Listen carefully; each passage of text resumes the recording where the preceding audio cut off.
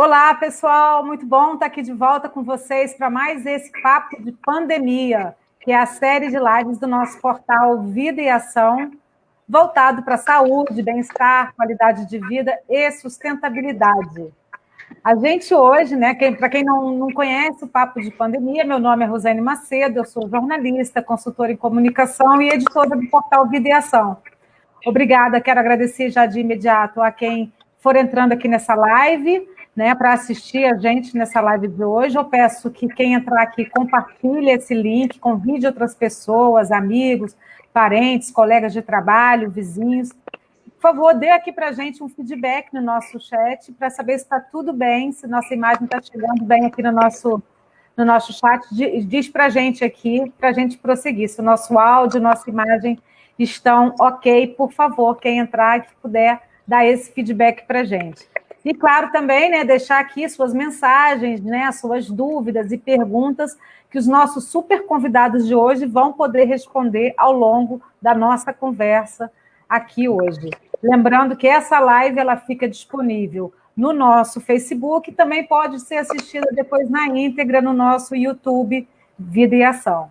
Bom, gente, o Papo de Pandemia ele foi criado em 5 de junho desse ano, quando o portal completou 4 anos. O nosso objetivo é justamente nos aproximar mais do nosso público, interagir de uma maneira mais simples, mais leve, mais informal e descontraída durante esse período do enfrentamento da pandemia mundial do novo coronavírus, que vivemos aí há quase 10 meses, né? Ninguém imaginava que a gente passaria por isso durante tão longo tempo, né? E a nossa série tem trazido aqui renomados especialistas de diferentes áreas para compartilhar relevantes conhecimentos aqui com a gente, né, de uma maneira assim muito simples, objetiva, como a gente já falou. O Papo de Pandemia também traz algumas histórias de superação, de resiliência, de reinvenção. Ao todo, a gente já teve mais de 60 entrevistados. Bom, e hoje eu tenho aqui a honra de estar recebendo nessa live de hoje, né, nesse dezembro laranja, estamos aqui de laranja, eu e uma convidada aqui, a doutora Vanessa, estamos aqui de laranja por conta do dezembro laranja, que reforça a prevenção ao câncer de pele. E aí, faltando poucos dias para as festas de fim de ano, chegada oficial do verão, a gente tem muitas dúvidas sobre como cuidar também um pouco do nosso corpo, né, da nossa imagem, enfim. E o portal Vida e Ação abre, então, espaço nesse projeto Papo de Pandemia para a gente falar aí de beleza e de bem-estar. Então, a 29ª live do Papo de Pandemia traz aqui hoje 3 super especialistas que vão ajudar a responder algumas das principais questões envolvendo esses temas. Quero apresentar aqui, então, para vocês, né, a doutora Vanessa Mussupapo, que está aqui em cima, ela que é médica dermatologista associada da Sociedade Brasileira de Dermatologia. Obrigada, doutora Vanessa, de estar aqui hoje com a gente, aceitar nosso convite. Eu que agradeço a oportunidade de estar aqui, é um prazer falar com você, Rô.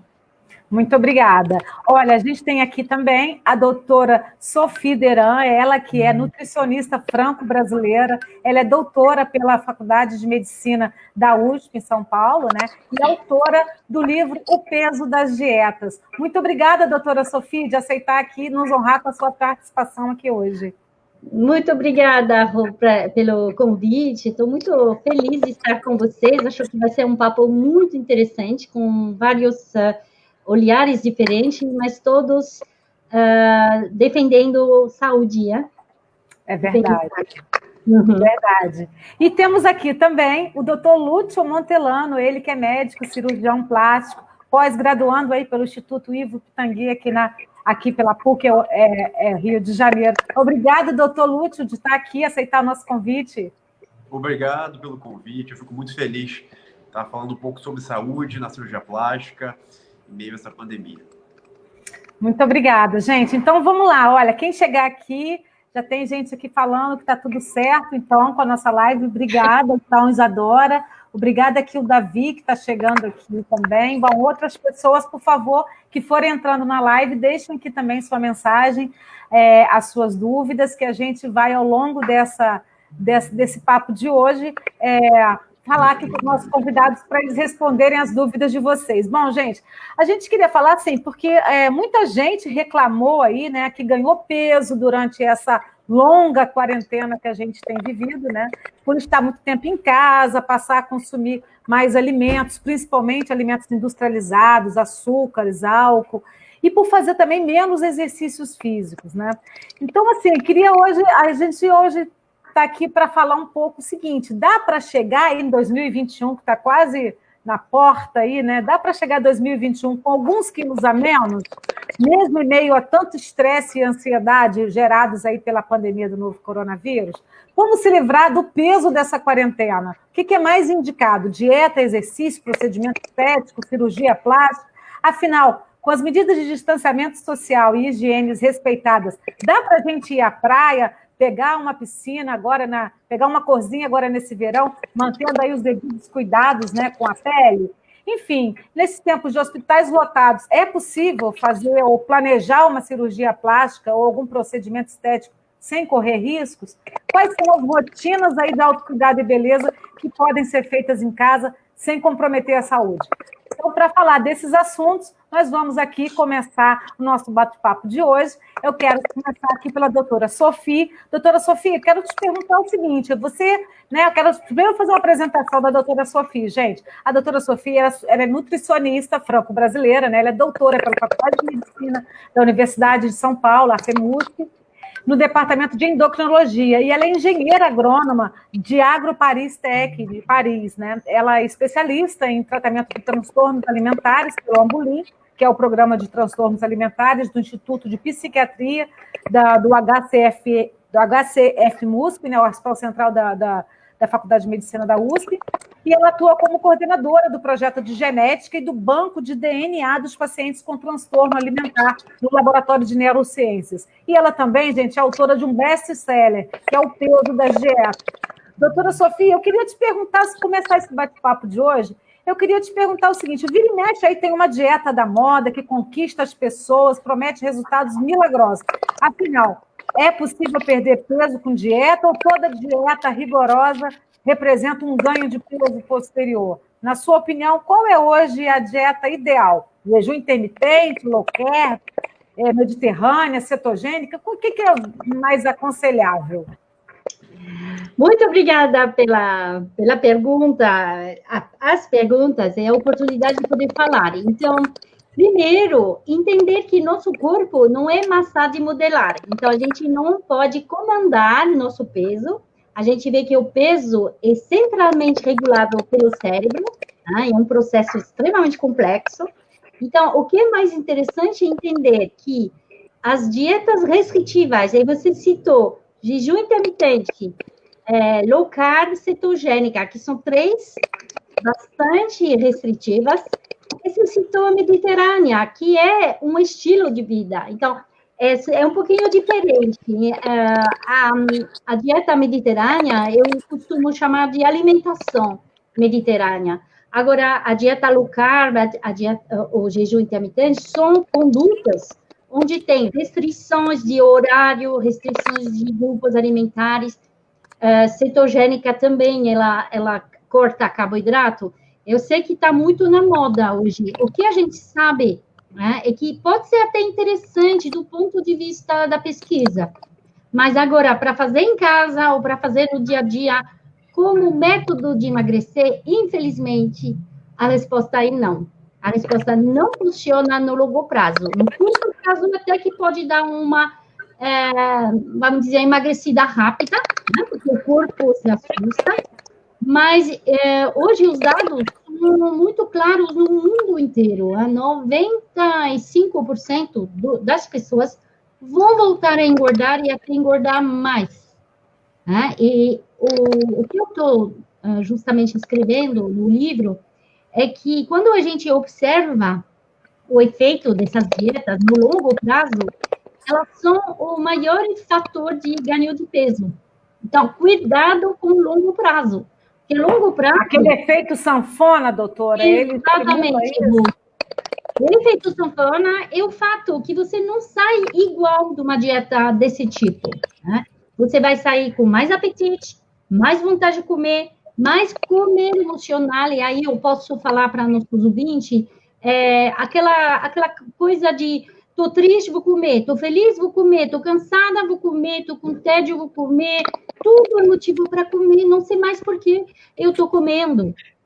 Eu como para motivos de fome, para motivos de emoção. E aí, na realidade, o que acontece é uma bagunça do comportamento alimentar. Então, fazer dieta restritiva modifica seu cérebro, modifica seu comportamento alimentar. Você não é a mesma pessoa depois, e aí com risco de quê? De descontar as emoções na comida. Certo. Muitas das vezes a fome é emocional, né? Ela não é real, né? E dizem também que o brasileiro ele se alimenta a qualquer momento e não quando tem fome. Dizem que o ideal é comer só quando tem fome. Então, não é bem assim. O brasileiro, é interessante você levar essa denominação. O brasileiro, ele tem uma cultura fantástica. Só que a gente perdeu esses 20, 30 últimos anos. Aquele prato de arroz e feijão, com carne, com legumes do almoço, que era sagrado,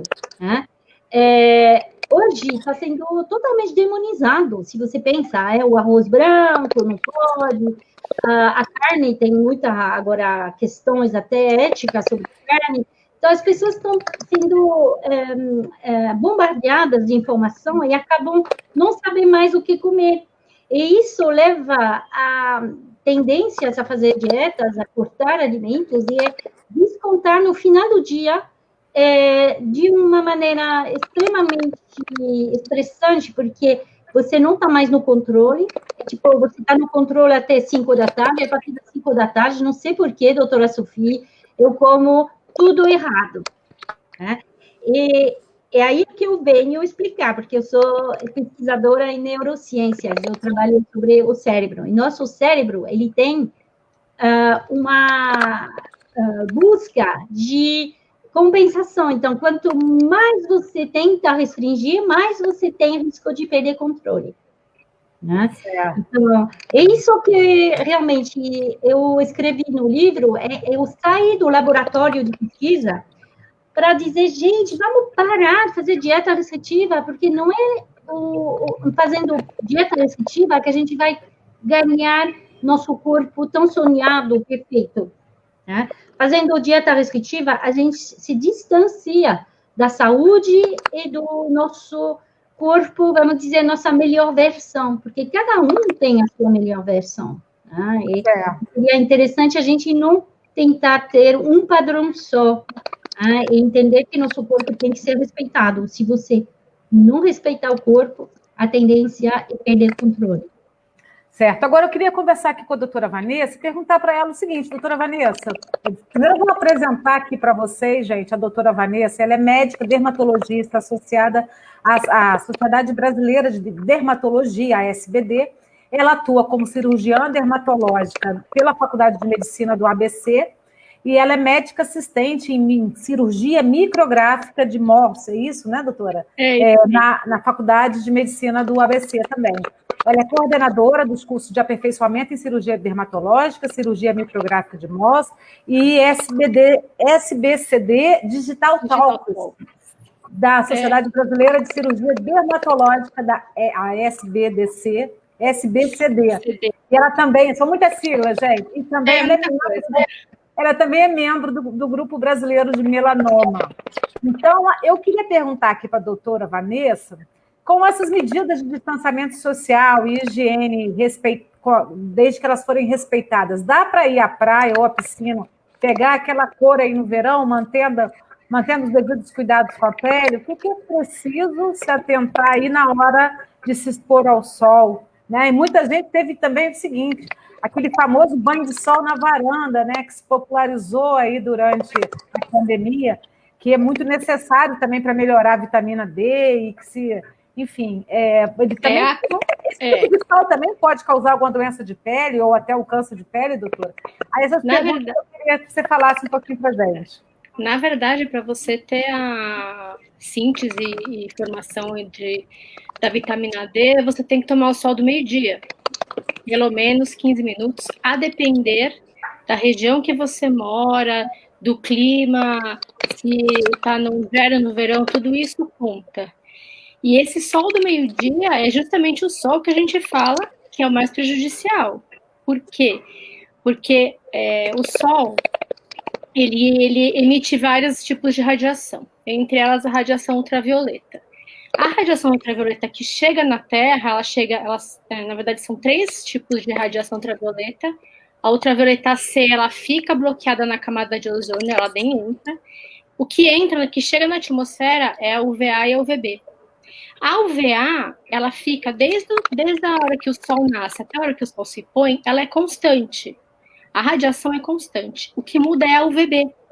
A radiação ultravioleta B, a maior incidência dela é entre 9 da manhã e 3 da tarde. E o pico é o meio-dia. É o pico de maior incidência de radiação ultravioleta B. E para você sintetizar a vitamina D, você precisa de ultravioleta B. O solzinho das 7 horas da manhã não vai adiantar nada. Não resolve. Não resolve. Né? Porque você precisa da ultravioleta B para poder fazer a vitamina D.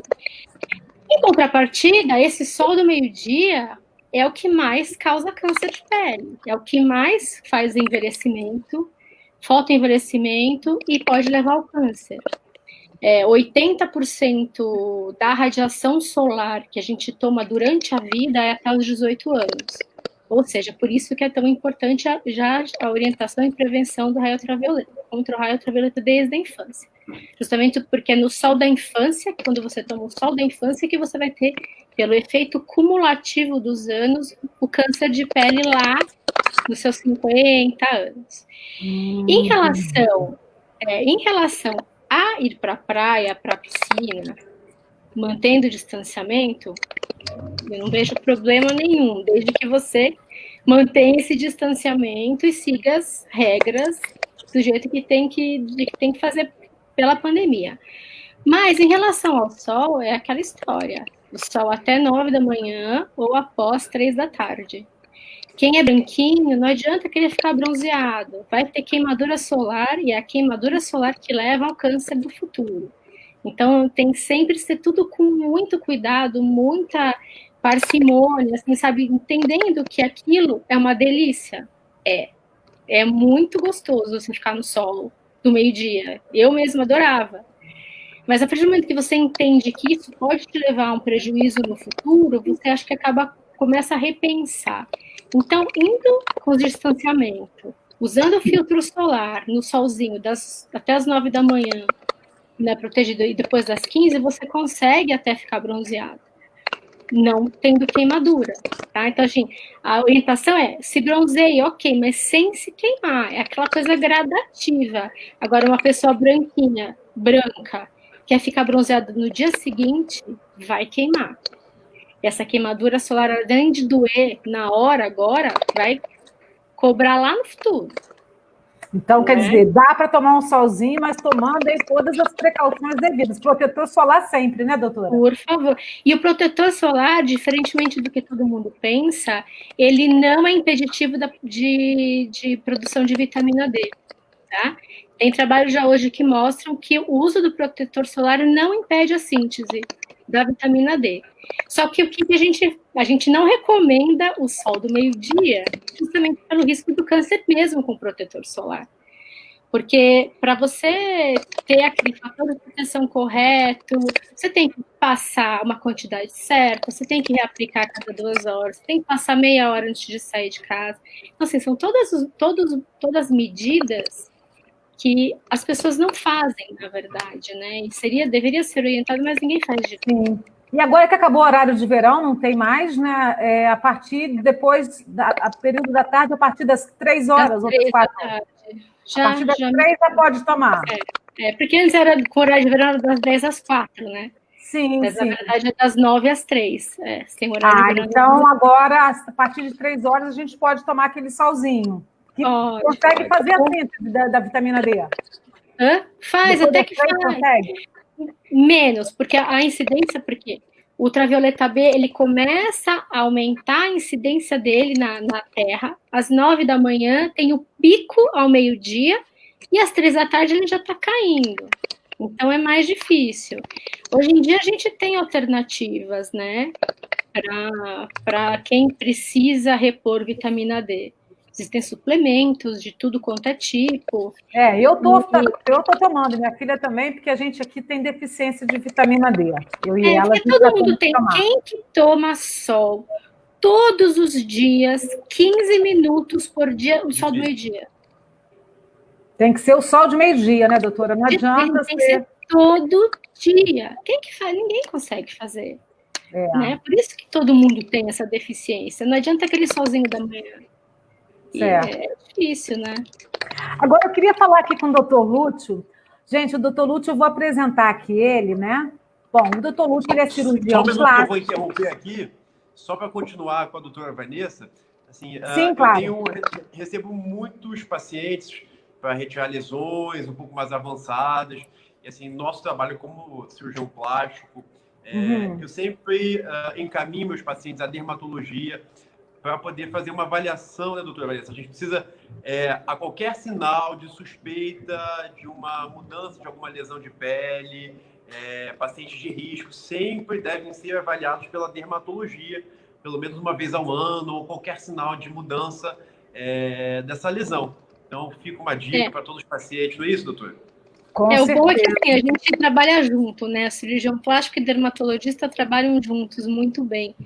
Então, a dermato vê, encaminha para o plástico vê uma lesão esquisita, encaminha para o dermato, para a gente fazer uma avaliação conjunta e fazer o melhor caminho para o paciente, né?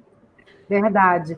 Agora, então, deixa eu falar um pouquinho do doutor Lúcio. O doutor Lúcio Montegliano, ele é cirurgião plástico, formado em medicina pela Universidade do Estado do Rio de Janeiro, a UERJ. Ele é especializado em cirurgia geral pela 13ª Enfermaria da Santa Casa de Misericórdia, aqui do Rio de Janeiro, que é um serviço credenciado pelo Colégio Brasileiro de Cirurgiões. Atualmente, o doutor Lúcio, ele é pós-graduando do último ano em cirurgia plástica pelo Instituto Ivo Pitangui, pela PUC Rio. Só uma correção, não, eu já me formei tem 5 anos, 6 anos. Opa, eu acho que então está pós-graduado, eu falei graduando, desculpe. Lúcio também ele é também um cirurgião da Musa Fitness Juju Salimene, né, com quem ele dividiu uma clínica aqui no Rio. Hoje, o doutor Lúcio fica aí entre São Paulo, Rio de Janeiro, Manaus. Hoje você está em Manaus, né, doutor?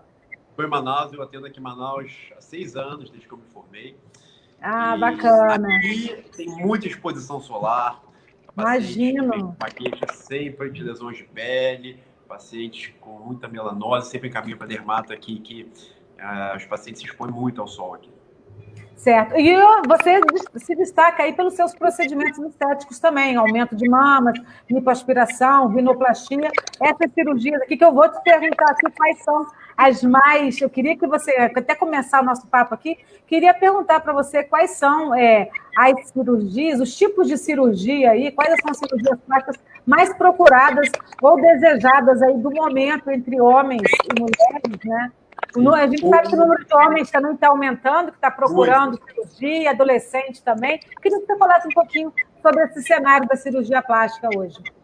O Brasil é o país atualmente que mais realiza cirurgias plásticas no mundo. Tá? Então, a gente pensar que a nossa população é muito menor do que a dos Estados Unidos, por exemplo, então, percentualmente, a gente faz muito mais cirurgias.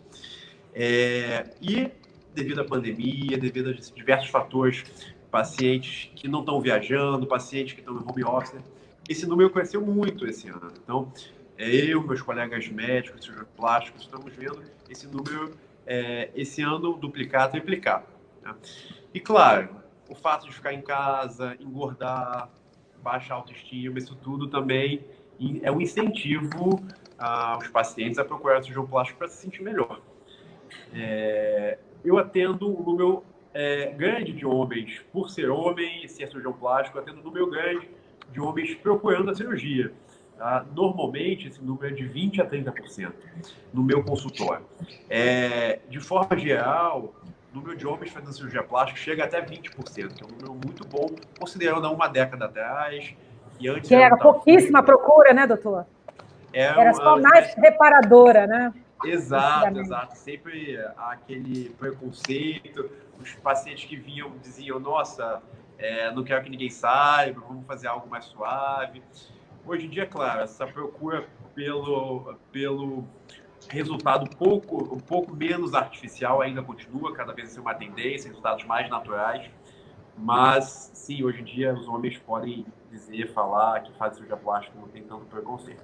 Então, nos homens, a gente basicamente faz lipoaspiração, rinoplastia e cirurgia das pálpebras. Então, chega a década de 40, 50 anos, a gente tem, o homem tem uma inserção do supercílio um pouco mais baixo, então acaba atrapalhando a visão. Então, é uma cirurgia muito procurada em pacientes de 40, 50 anos. Pacientes mais jovens já fazem lipoaspiração, já fazem cirurgia do nariz, e pacientes adolescentes fazem a ginecomastia, que é a hipertrofia das glândulas mamárias, normalmente fazem na adolescência. Tá? Essas são as cirurgias mais procuradas nos homens. Já as mulheres, a cirurgia mais feita nas mulheres é a das mamas, tá? Tanto diminuição da mama quanto aumento mamário por prótese, seguido da lipoaspiração. Então, essa é uma cirurgia que não é só estética, uma mama muito grande que atrapalha o dia a dia, que dá dor na boca. A cirurgia chega a ser uma cirurgia reparadora, aceita pelo SUS, então isso devolve a autoestima da mulher. Certo. Essas, então, são as mais comuns aí, né, doutor? Agora, eu queria voltar aqui com a doutora Sofia para ela falar para a gente o seguinte, olha, doutora Sofia, a gente está aí, né, perto da ceia, né, das festas de final de ano, e como você bem colocou aqui anteriormente, sabemos que muitas vezes o alimento ele é uma recompensa que a gente cria para aliviar aí nossas perdas afetivas. Quantas perdas afetivas a gente teve aí ao longo dessa pandemia, infelizmente, né? Inclusive perda da nossa própria liberdade, muitas vezes, de sair, de encontrar os amigos, e às vezes as pessoas descontam realmente na comida. Durante o confinamento, foi assim, né? Com o aumento no consumo aí, como a gente falou aqui antes, principalmente de produtos industrializados, chocolates, doces, massas, e algumas pessoas também que abusaram um pouquinho aí do álcool, né? Do uso de bebidas alcoólicas. Virou moda, inclusive, aí nesse período, né, doutora, fazer pão em casa, todo mundo indo para a cozinha, inventar receita, enfim. E quem não sabia inventar uma receita diferente passava até vergonha. Eu tive que começar a me virar aqui em casa, porque estava difícil sobreviver sem ir para a cozinha. Agora, para o Natal e para o Ano Novo, o que a gente deve fazer? Assim? Qual seria, na sua avaliação aí, uma ceia saudável para essas festas de final de ano? O que você orienta para esse final de ano? Ok, Rô. Primeiro, relaxar, respirar, né? Dar uma respirada. E entender que não é todo mundo que engordou na pandemia. Eu sei que é o maior medo das pessoas. E a mídia inteira está falando que está todo mundo engordando. Quando você vê os dados, em uma cerca de 25% da população. Tem muitas pessoas que emagreceram durante a pandemia. Por quê? Porque ficaram mais em paz com a comida, com menos cobrança daquele corpo perfeito, e relaxaram, fizeram o que eu chamo das pazes com a comida e com o corpo, ou seja, pararem de fazer dieta, de restrição. Agora, quem fala que engordou muito durante a pandemia, gostaria só de colocar um número em perspectiva. Você comparar com o quê? Você comparar com o peso de antes da pandemia, onde você estava malhando muito, fazendo muita dieta, com uma vida extremamente estressante e restritiva. Então, não adianta comparar com o peso da dieta. Desculpe, meu cachorrinho está querendo participar. Agora, compare com o seu peso antes da dieta. Porque, como eu falei, o corpo tende a voltar ao peso antes da dieta. Então, muitas pessoas vão falar, nossa, engordei 6 quilos, mas eles estavam de dieta. Então, esses 6 quilos, será que é realmente um ganho de peso comparando com o peso antes da dieta? Ou você comparar com um peso que não era real, que era um peso de muito esforço? Primeira coisa. Segunda coisa, é fato que a gente perdeu muita liberdade, muito prazer de viver. Né? Eu sei que tem algumas pessoas que até se deram bem no confinamento, mas a maioria de nós perdemos o contato social, a liberdade, ir ao cinema, voltar, caminhar, fazer atividade física. Então, de fato, essa falta de prazer fez que a gente ampliou o valor prazeroso da comida. Ou seja, ele pegou mais espaço dentro da nossa vida.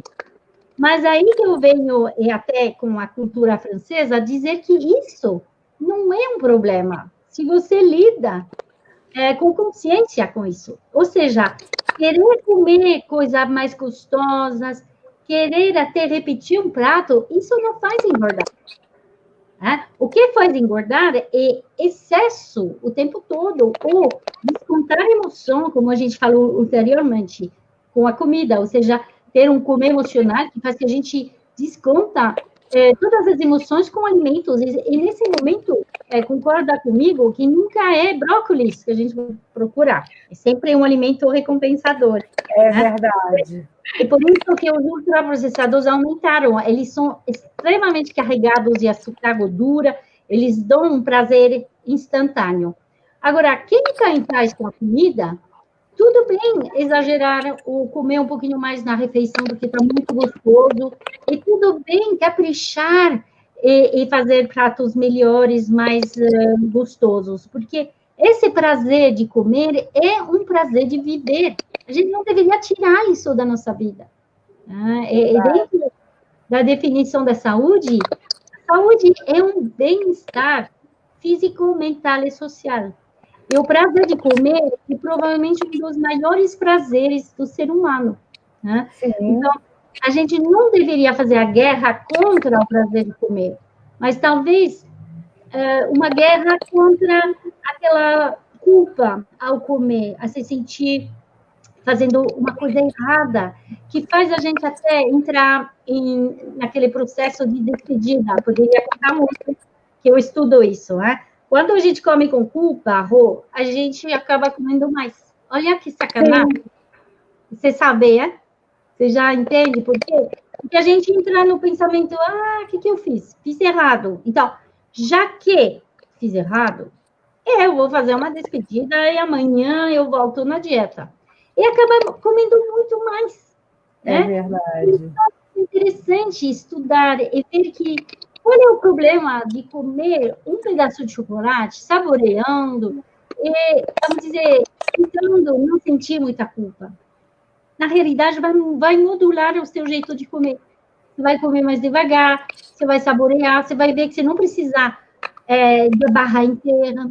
E também você sabe que você pode comer amanhã, se quiser. Então, essa permissão de comer, eu posso falar para vocês, a maioria dos meus pacientes, durante a pandemia, nunca ganharam peso.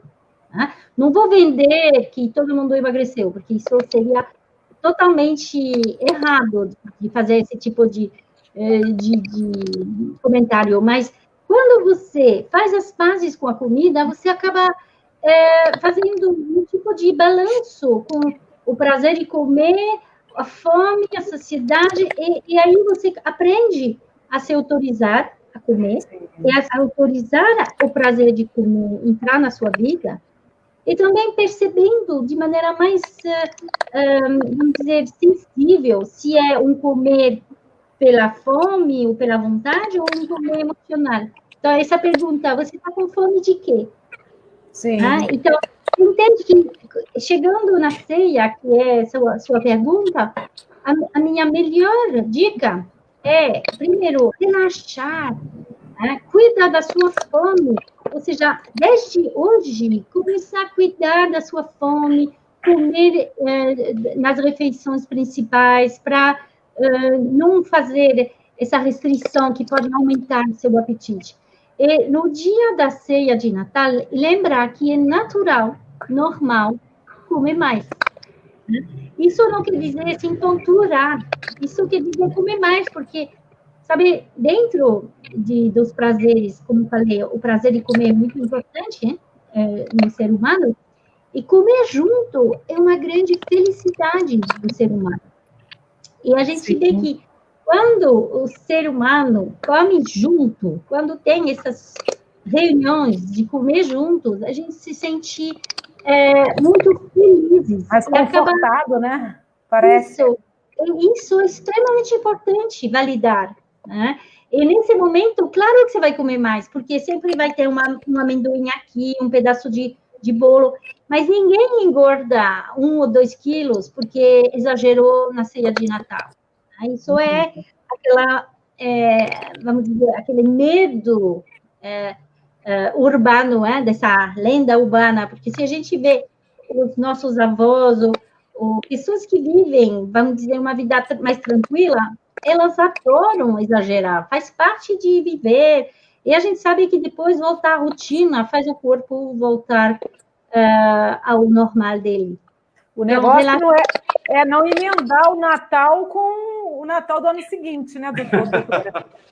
Agora, é interessante ver que quando a gente tem permissão de comer, a gente não exagera tanto, porque nem é gostoso. Né? É muito mais gostoso aproveitar a comida, mas também aproveitar as pessoas que estão lá, ver que a gente se nutre de outras coisas do que só sobremesa. Né? A gente se nutre de um abraço, a gente se nutre de uma conversa, claro, com todas as devidas precauções, né? A gente sabe que a questão do Natal é bem preocupante, né? De como as pessoas vão encarar, né? Entender que fazer um teste COVID 3 dias antes não coloca você numa janela de segurança, depende de como você vai vivenciar esses 3 próximos dias. Exatamente. As pessoas se sentem totalmente imune, porque o teste é negativo, mas se pode sair do laboratório com teste negativo e já pegar o Covid. Exato. O Covid não vai ter recesso de Natal, nem recesso de Réveillon, nem tá lá. Então, cuidar, isso eu acho que todos aqui estão de acordo. Então, relaxar, cuidar da sua saúde, da sua imunidade, né? Se proteger, mas também proteger os outros. Certo. Agora, eu quero perguntar aqui para a doutora Vanessa, o seguinte, doutora Vanessa, a gente estava falando aqui, principalmente, eu tenho percebido algumas queixas, principalmente das mulheres, com relação a algumas questões aí dermatológicas surgidas durante a pandemia, né? Ou surgidas ou acentuadas, né?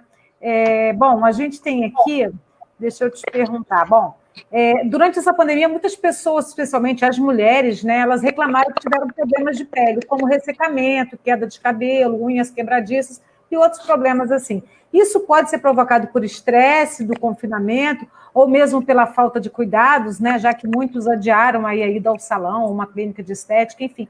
Quais são as principais queixas recebidas nos consultórios dermatológicos que podem estar realmente associados à pandemia? Queria que você explicasse aí para a gente. Na verdade, assim, queda de cabelo com certeza aumentou 80% no consultório as queixas de queda de cabelo. Provavelmente pelo estresse, mas também tem toda uma questão de alimentação também, que também piorou, né, durante essa pandemia. As pessoas optaram mais por coisas que dessem mais gostosas do que para coisas mais nutritivas. Geralmente, quem vem com essa queixa de queda de cabelo, sim. Além do estresse, claro, tem a falta, a restrição alimentar, né? Na verdade, pararam de comer fruta, verdura. Fora isso, quem pegou Covid e teve sintomas mais de leve e moderado, tem uma queda de cabelo depois pela infecção, sim. Isso se chama eflúvio telógeno, é um tipo de queda de cabelo, que é a mesma queda de cabelo que dá por falta de vitamina, por estresse, justamente pelo estresse de toda a situação, além do processo inflamatório da infecção. Unhas fracas também, pode ser pela falta de algumas vitaminas, mas pode ser muito pelo uso do álcool gel e da lavagem das mãos. Pode enfraquecer mesmo porque você acaba desidratando a unha, e ninguém tem o costume... O álcool gel resseca muito a pele, né, doutora? Resseca tudo. E muita gente, as pessoas têm o costume de passar o creme na mão, mas ninguém passa na unha, né? E unha com esmalte também resseca pra caramba. E a unha, ela é queratina, mas ela precisa de hidratação. Então, se você deixa acumular o álcool gel, o pasta hidratante, a unha vai realmente enfraquecendo. Outra queixa que está muito comum, acne. Principalmente por estresse, mulheres principalmente por estresse, mas pelo uso da máscara. A máscara, ela abafa e ela pode causar agora tem uma doença nova que chama masking. Né? Eu até coloquei essa questão aqui também. Que é isso, você abafa, então acaba ficando muito oleoso, aí a respiração, então fica úmido, oleoso, você tem uma maior produção de óleo, você tem uma quebra da barreira cutânea, porque a pele oleosa também resseca, e esse ressecamento pela respiração pode provocar um estímulo à produção de mais óleo pelo corpo, piorar a oleosidade e acabar desencadeando a acne. Então, uma série de fatores. Pele ressecada, sim, porque as pessoas ficaram mais em casa, tomam banho um pouco, às vezes, mais demorado, usa a bucha, fica lá horas no banho, isso acaba destruindo a barreira cutânea e não passa hidratante, e assim vai. Mas as principais queixas foram queda de cabelo, unhas fracas e a acne, que piorou principalmente nas mulheres. Fora outra coisa também, dermatite de contato na mão por causa de álcool gel. Isso geral, homem, mulher, todo mundo usa o álcool gel, aí às vezes acumula, ou então tem que usar o álcool gel e passar um hidratante em cima, porque ele resseca muito, lavar a mão, passar Tem que lavar a mão depois que já usou o álcool gel? Tem que lavar a mão e hidratar, doutora? Não, você pode passar o álcool gel e espera secar e passa o hidratante por cima. Em seguida. Não tem problema. Sim. Não tem problema. Você usa o álcool gel porque você não tem condições de lavar a mão naquela hora, né? E aí você vai deixar sua mão seca. Tem gente que tem dermatite de rachar a mão, que é terrível, assim, que a gente tem que falar para ficar usando luva, não usar mais álcool gel, ficar trocando luva, para parar ou então só lavar a mão e hidratar depois. Então, essas foram as queixas mais comuns mesmo. Certo. Agora, eu quero perguntar aqui para o doutor Lúcio o seguinte, doutor Lúcio, aconteceu aqui no Rio de Janeiro, né, essa semana a Polícia Civil do Rio abriu um inquérito para apurar a morte da jornalista Heloísa Leandro. A Heloísa, aos 41 anos, ela sofreu uma parada cardiorrespiratória após submeter uma abdominoplastia numa clínica da Tijuca, zona norte do Rio.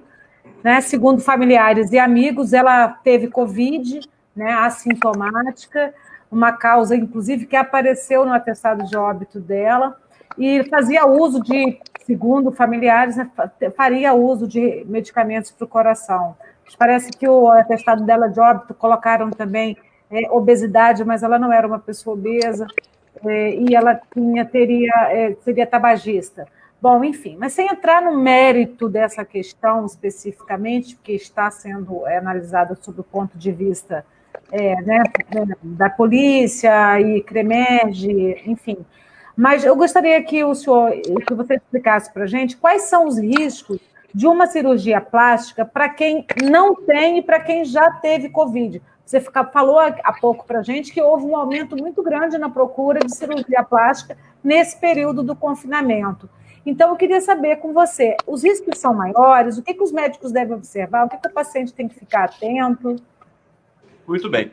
Bom, antes de tudo, antes do Covid, a gente tem que sempre reforçar essa questão da segurança na cirurgia, independente do Covid, tá? O paciente tem que procurar um médico especialista pela Sociedade Brasileira de Cirurgia Plástica, que isso confere que o médico passou por todas aquelas etapas de provas, de cursos e de um programa extenso, pelo menos 11 anos de estudo, para se certificar que ele é um cirurgião plástico capacitado. Então, antes do Covid, o paciente tem que pensar, vou fazer cirurgia plástica com alguém capacitado. Então, entra no site da sociedade, procura o nome lá do seu médico, da pessoa que você está procurando para operar, ok? Depois disso, cabe a Sociedade Brasileira de Cirurgia Plástica, né, doutor? Exato, entra lá no só site uma, né? É só uma entidade, né? Exato, exatamente. Certo. Todos os membros da sociedade estão lá cadastrados por estado lá na sociedade. Então, você entra lá no site, procura o nome do seu médico para ver se ele é da sociedade, se ele está cumpriu todos esses requisitos para participar, estar presente na sociedade. Tá? Esse é o primeiro ponto. Segundo ponto, é válido dizer que toda cirurgia tem riscos. Toda cirurgia, independente ou não do Covid, toda cirurgia deve ser respeitada. Então, a gente deve se cercar de todas as formas possíveis para que a cirurgia seja segura. Isso antes do procedimento e durante o procedimento. Tem um conjunto de procedimentos que a gente chama de cirurgia segura, que vão desde o uso de compressor para evitar trombose, meia de trombo, sala aquecida, aquecedor no paciente, cirurgia não ultrapassa 6 horas. Esse todo conjunto se chama cirurgia segura. A gente tem que lembrar que qualquer procedimento... Esses protocolos a gente acha lá, doutor? Desculpa, esses protocolos tem lá? No site da sociedade... Porque às vezes a pessoa leiga não sabe, né, se aquele local tem aquela estrutura ou não. O site da sociedade é muito completo em relação tem vários artigos dizendo sobre cirurgia segura e tudo mais. Então, é muito importante você pesquisar ali, porque tem muita informação na internet que não é verdadeira, que não na verdade, não é correta. Né? Depois, na consulta com o médico, perguntar todos os riscos. O médico deve informar sempre o que pode acontecer, os riscos negativos, né? Assim, as complicações que podem surgir. Tá bom? Cirurgia plástica é uma cirurgia muito segura. Tá? O paciente, hoje em dia, é muito raro ter alguma complicação, e por isso que quando surge qualquer complicação, sai na mídia e aparece. Hoje em dia, a cirurgia, a anestesia é muito segura. Então, porém, tem que ser feito com médico credenciado em lugar adequado. Tá?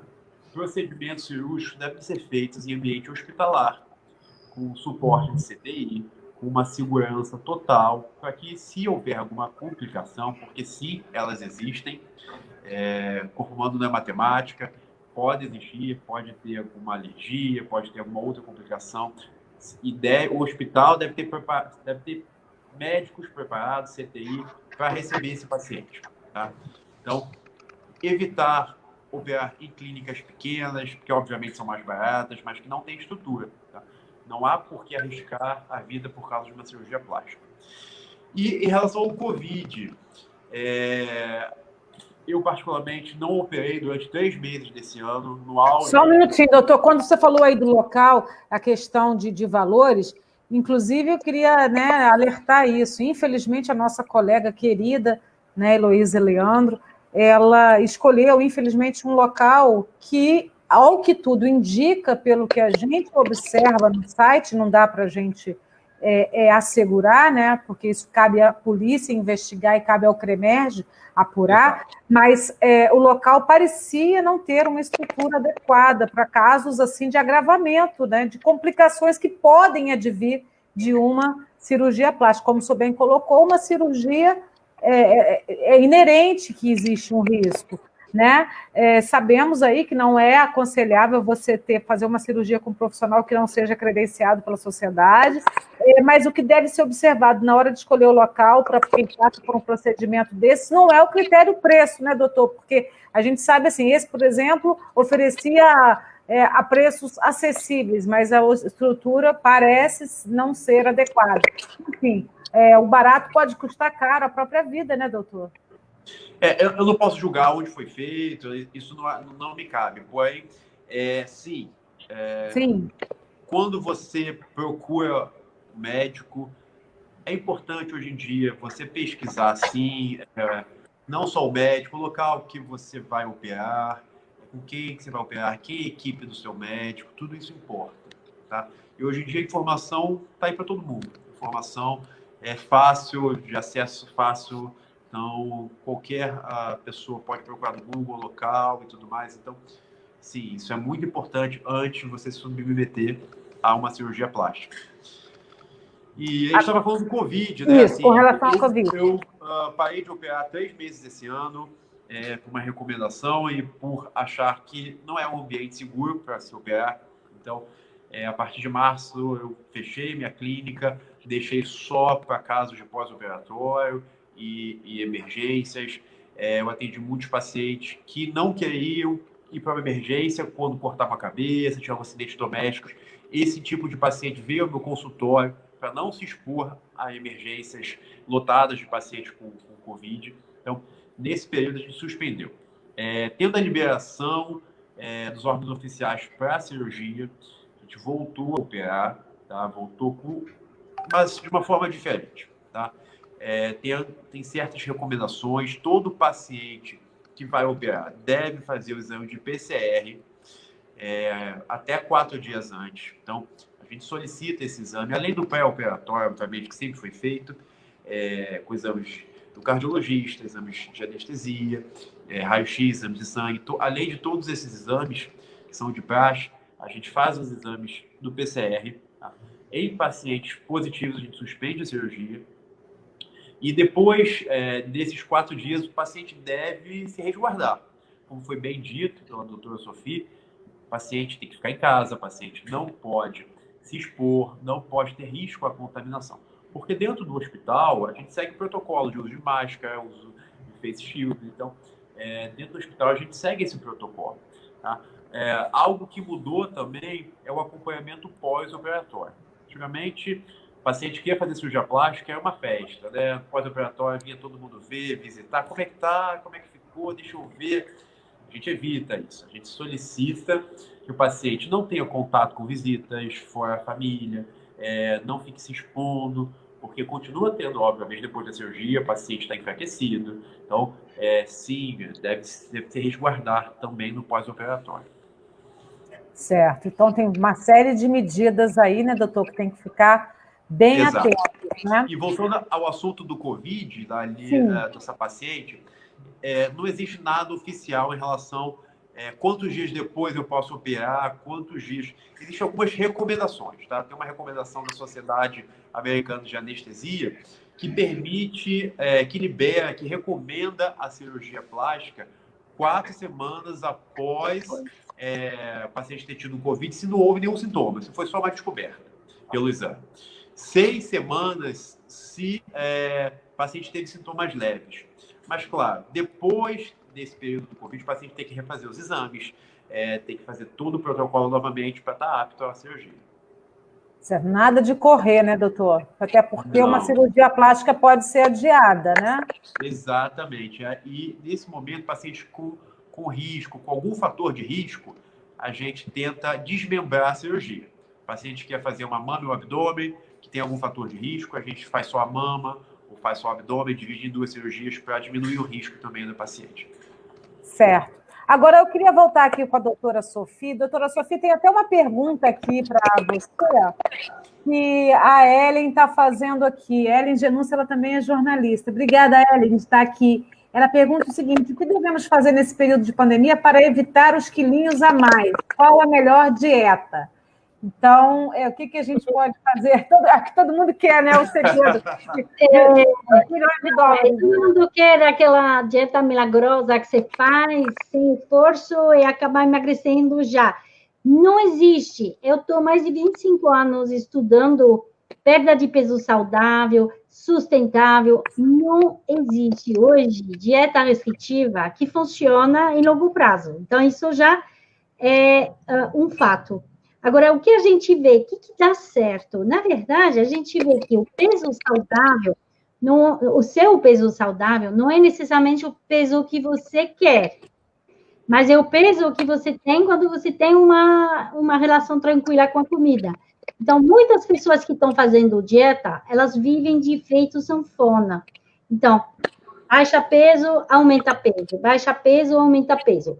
Quando para de fazer dieta, quando faz as pazes com a comida, e respeita a fome, saciedade, vontade, não confunde fome com emoção, então é tudo um trabalho de reconexão consigo. O peso, ele fica estável, não necessariamente no número que você quer, mas pelo menos ter um peso estável já é um bom sinal de saúde. Tá? Então, hoje, especialmente nesse momento da pandemia, querer emagrecer a qualquer custo de saúde pode não somente fazer você até engordar em longo prazo, mas também enfraquecer, colocar sua imunidade em uma situação mais fraca. Cuidado com aquela busca, né, de remédio ou milagres para emagrecer rápido, porque o corpo, ele não vê um peso perdido rápido como uma coisa legal, né? Ele se sente ameaçado e vai se defender, tá? Então, o que é interessante, eu tenho algumas dicas para essa pessoa que perguntou, porque eu entendo a dor, ela tem medo de engordar e provavelmente ela talvez ganhe um pouquinho, então ela está com muito medo, né, de ganhar peso. Primeiro, como eu falei, relaxar e cuidar da fome física, ou seja, comer, mas comer nas refeições, colocar rotina na vida, mas também valorizar o sono, valorizar a gestão de estresse, porque a gente não engorda só pela comida, a gente engorda também quando a gente tem muito estresse, não dorme o suficiente, faz muita dieta, desconta emoções na comida. Então, entender que não fazer a guerra contra a comida, especialmente agora que a gente está em confinamento, né? Fazer essas fases com uma comida, vamos dizer, de preferência fresca e caseira, né? Nos horários da refeição, né? Então, não ter aquela atitude beliscadora da pessoa que tenta emagrecer, não come nada até 5 da tarde, a partir das 5, fica comendo tudo que vem pela frente. Isso sim vai fazer engordar, tá? Então, relaxar, cuidar do corpo, cuidar da rotina, cuidar dos horários, respeitar também o descanso do corpo. Quando você falou aí de peso estável, manter um peso estável, o que seria um peso estável, doutora? Em torno de 5% do peso corporal, 10%, o que seria? Hoje tem muito olhar, um novo olhar, né, sobre a questão do excesso de peso, especialmente na Europa. A gente vê que o efeito sanfona, ou seja, aquela tentativa de emagrecer o tempo todo, e que faz engordar, como falei, né, ela é mais prejudicial do que um peso estável, mesmo que em excesso. Então, hoje, o olhar na saúde pública é de focar em não engordar, em vez de focar em emagrecer. Eu sei que isso não pode deixar todo mundo feliz, porque vão falar assim, mas que sacanagem, eu quero emagrecer. E você tem todo o direito a querer emagrecer, mas cuidado com o método que vai usar. É muito mais interessante ter uma visão sustentável, ou seja, não desistir de emagrecer, mas parar de engordar já. Isso é um grande ganho de saúde, né? Então, comendo de tudo com peso estável é uma primeira etapa, tá? Uma vez que você está em paz com a comida, é muito interessante. As pessoas comentam, acabam comendo menos. Por quê? Porque não preciso mais fazer despedida, porque eu posso comer amanhã, como eu expliquei anteriormente. Acho que todo mundo se identifica aqui. Mas também comendo nas refeições, então com planejamento, qualidade, e acaba tendo uma vida mais relaxada, mais tranquila, e, por consequência, aí, a perda de peso acontece. Então, ela até está comentando aqui em cima da sua fala, ela diz o seguinte: verdade, dietas milagrosas não servem para nada. Minha frustração é que sempre tive o mesmo peso, agora estou engordando. Ela está aqui se queixando. Eu sinto muito, porque é uma dor, porque essa visão da dieta que faz emagrecer, ela é extremamente, vamos dizer, ela dá muito prazer, a gente está emagrecendo, parece que vai ser para a vida, e depois, quando vem a derrota, que é normal, é isso que eu escrevi no livro, eu escrevi o livro para falar, é normal fracassar na dieta, não é que você não tem força de vontade, ou que você não tem disciplina, você simplesmente é humano. O ser humano, ele volta a engordar depois de uma dieta. Pronto. Ela comentou aqui agora, a situação é tão séria que até meus cachorrinhos estão acima do peso. Oh, meu Deus! Isso que eu estou dizendo sempre. Você vê, a gente tem epidemia de obesidade, a gente tem epidemia de transtorno alimentar, o mundo está meio perdido frente a comer, mas a gente tem epidemia de animais de estimação com obesidade, com diabetes tipo 2. O mundo está engordando, mas também o mundo dos nossos animais de estimação. É porque tem eu acho, uma desconexão do corpo, ou seja, não respeitando fome, saciedade, ficando meio no 880, então não como nada, final do dia eu como tudo. Não pode fazer isso, né? Esses exageros, né, doutora? Então, assim, em horários indevidos. Em paz, a gente acaba comendo menos. Isso eu sei que parece tão diferente do que a gente escuta o tempo todo, que é importante ter foco, forçar a fé para controlar a alimentação. O controle leva a descontrole. E sabe, se eu tenho um pouquinho de tempo, como eu sou especializada também em transtorno alimentar, posso dizer para você, quando a gente fala 95% das pessoas voltam a engordar. Né? Isso quer dizer que 5% das pessoas têm sucesso na dieta. Né? 5% da população não engorda depois da dieta. E quando a gente vai olhar esses 5% que dá sucesso na dieta, uma grande parte é transtorno alimentar. Porque, veja bem, quase todo transtorno alimentar começa com uma dieta restritiva. E posso dizer para você, isso não é sucesso nenhum, é doença mental. Né?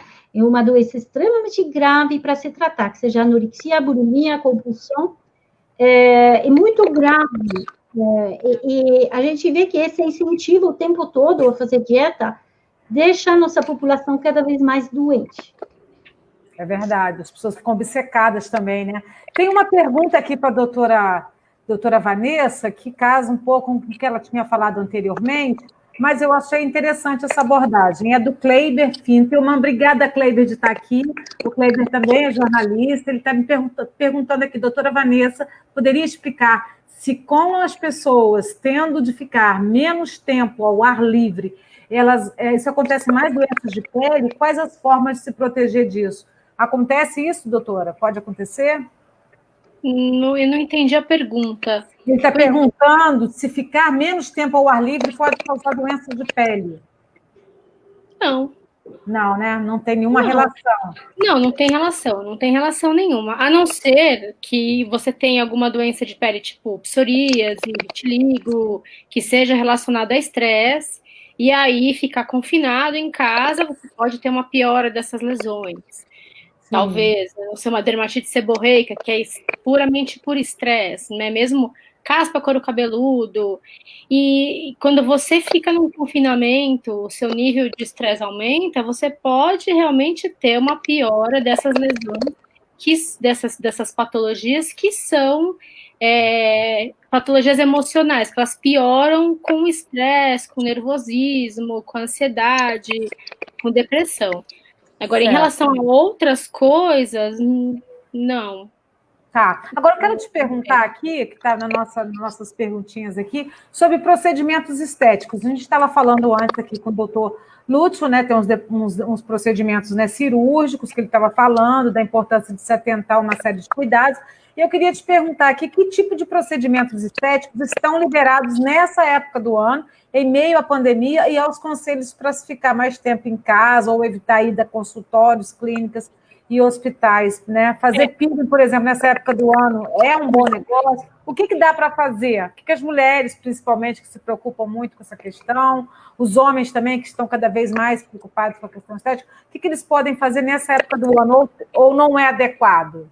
Não, é adequado. Eu vou te falar aqui, o Lúcio pode confirmar, mas assim, é muito mais fácil você se contaminar com Covid no supermercado do que no consultório médico. Porque a gente toma todos os cuidados, assim, muitos cuidados mesmo. Então, é muito mais fácil. De qualquer forma, você pode fazer todos os procedimentos estéticos que estão liberados agora. O peeling não é uma boa porque a gente está no verão. Então, você vai descamar a pele vai ficar sensibilizada, você vai sair no sol, é capaz de queimar e manchar. Então, peeling não, mas existem toxina botulínica, preenchimento, bioestimulador de colágeno, alguns tipos de laser, você pode usar, até mesmo luz pulsada, evitar aqueles lasers que são mais ablativos, tipo laser de CO2, um laser de erbium mais forte, mas existem outros, o IAG, tem uns lasers que dá para fazer agora, no verão, que não tem problema nenhum. Tratamentos de pele, sim, diferentemente do que todo mundo pensa, que, por exemplo, quem tem melasma, você trata melasma no inverno, não, você tem que tratar no inverno com uma coisa e no verão com outra, para não piorar o melasma. E assim, não tem, em relação a procedimentos mesmo, tirando o peeling, um laser ou outro, todos podem fazer, mas com ressalva, foi o que o Lúcio falou. Tem que olhar o local que vai fazer, com qual profissional vai fazer, né? Tem que ver se o profissional é cadastrado, né, pela SBC, Sociedade Brasileira de Cirurgia Plástica, ou pela Sociedade Brasileira de Dermatologia, porque todas essas sociedades, elas preconizam uma formação, e o médico tem essa formação, então ele consegue seguir todos os protocolos de estudos e tudo certinho que se faz nas sociedades, né, que são preconizadas. A gente tem título de especialista por isso, né, porque a gente seguiu tudo certinho, os anos de estudo. Então, assim, não em qualquer lugar, não, barato às vezes sai caro. A gente vê, infelizmente, uma infinidade de pessoas tendo complicações em procedimentos, né, de preenchimento, com necrose de nariz, necrose no labial, até cegueira. Então, assim, as pessoas acham que qualquer um pode fazer, é super simples, que não tem complicação, mas não é bem assim. Então, só tomar cuidado exatamente com o que o profissional vai fazer. De resto, tirando essas coisas que podem ser pioradas pelo sol, né, de sensibilização de pele, pode fazer praticamente tudo. Certo. Aí agora eu queria perguntar, então, para o doutor Lúcio, complementando aí a fala da doutora Vanessa, queria saber com ele quais são todos os procedimentos aí de cirurgia plástica, se estão liberados, ou se alguns tipos não são adequados por representarem maior risco, serem mais, enfim, arriscados. Época de verão também não é adequada para certo tipo de procedimento, doutor? Como é que é? Explica isso para a gente, né? Bom, normalmente, a cirurgia plástica é sazonal, tá? O número de cirurgias plásticas é sazonal. Então, os pacientes procuram muito mais o cirurgião plástico naqueles períodos de inverno, junho, julho, agosto, e também nas férias de verão. Porque nessa época, as crianças estão em casa, não precisa levar para a escola, é uma época grande de férias escolares. Então, são 2 períodos que aumentam muito a procura de cirurgia plástica, tanto no inverno como nas férias de verão também. São 2 procuras, dois períodos no ano que tem o maior número de cirurgias plásticas. Em relação ao Covid, os protocolos são que a gente faça cirurgias mais simples, a gente evita cirurgias complexas que podem durar mais de 5 a 6 horas, e divida, faça... Que tipo de cirurgias, por exemplo, duram mais tempo, doutor? Só dá exemplos aí para gente. Que uma cirurgia plástica não passe de 6 horas. Então, a gente tem que se programar uma cirurgia que vai terminar entre 5 horas e meia, que não se estenda mais de 6 horas por questões de segurança, não só do Covid, aumento da trombose, sanguinação. Então, assim, são fatores que aumentam a chance de complicações. Então, 6 horas é o tempo limite para toda cirurgia plástica. Então, uma paciente saudável, magra, a gente pode fazer uma mama e o abdômen, a gente pode fazer... porque muita gente conjuga, né? Vai fazer uma, faz 2, 3, e é possível, vai mexer aqui, mexe ali. É possível se respeitar esse critério de 6 horas. E sim, a gente pode fazer uma cirurgia combinada ou uma cirurgia simples num paciente que tem uma comorbidade, como diabetes, hipertensão. Pode sim. Se tiver uma comorbidade, se for tiver controlado, isso a gente pode fazer. Então, o paciente é idoso. Sim, a gente pode fazer uma cirurgia no paciente idoso. O paciente é diabético, pode ser feito também se tiver controlado, se tiver tudo regrado. Mas 2, 3 fatores de risco juntos não é bom não, né, doutor? A gente evita, não é o ideal, a gente evita. Claro que o paciente, se está acima do peso, a gente caminha para nutricionista. Sempre trabalhe com uma nutricionista antes da cirurgia e pós-cirúrgico, porque é importante que o paciente mude o estilo de vida, que mantenha aquele peso, que queira se cuidar, porque não adianta o paciente estar acima do peso que resolver na cirurgia plástica o fato de ele estar acima do peso. Não funciona. Cirurgia plástica não serve para emagrecer, cirurgia plástica não serve para deixar o paciente magro. Cirurgia plástica é para mudar o contorno. Então, nenhuma lipoaspiração vai deixar o paciente magro. Doutor, isso é fundamental que o senhor falou, porque a gente sabe que muitas pessoas recorrem a uma lipoaspiração achando que vou ficar magra, fina e linda, né? Sim, falo, já tem que tudo. Só uma coisinha também, e criolipólise também, né, Lúcio? As pessoas acham que criolipólise vai emagrecer o corpo inteiro, e não é assim. Né? Não fosse dessa forma. O paciente tem que estar no peso ideal, ter aquela gordurinha ali, aquele acúmulo de gordura que a gente possa lipar, que possa deixar um resultado agradável. Porque se o paciente estiver muito acima do peso, a gente fizer uma lipo, eu tenho 5% do peso corporal para poder retirar. Então, o paciente tem 80 quilos, eu posso tirar 4 litros, mais ou menos, por aí no máximo. Então, não vai emagrecer o paciente. Isso não vai deixar o paciente magro. O paciente tem que emagrecer antes para depois operar. Se o paciente opera... E aí entra o nutricionista, e aí entra Exatamente. a orientação, né, doutor? Por favor. E se o paciente está acima do peso, aí faz aquela cirurgia de mama, para reduzir a mama. Depois emagrece, vai ter um resultado pior, porque a mama vai ficar flácida de novo, porque perdeu peso, então vai ficar flácida. Então fez aquele abdômen, depois emagreceu, vai sobrar pele de novo. Então, o importante é o paciente estar dentro do limite ali do peso, do IMC correto, para a gente poder ter o melhor resultado. Certo, senão vai ter que repetir, né? Algumas cirurgias vai ter que repetir depois, né? Se fizer acima do peso, né, doutor? Sim, exato. O paciente... Primeiro que o resultado não vai ser o ideal, segundo que o paciente pode voltar a precisar de uma outra cirurgia. Certo. Agora eu queria perguntar aqui para a doutora Sofia o seguinte, doutora, só um minutinho. A questão, né, que a gente fala muito, antigamente, até um certo tempo atrás, a gente falava muito, não, a gente só pode comer, já destacou aqui que depois das 5 horas, muita gente, eu tenho um exemplar aqui em casa que ataca a geladeira durante a madrugada, é um problema. Chega de noite, quer atacar a geladeira.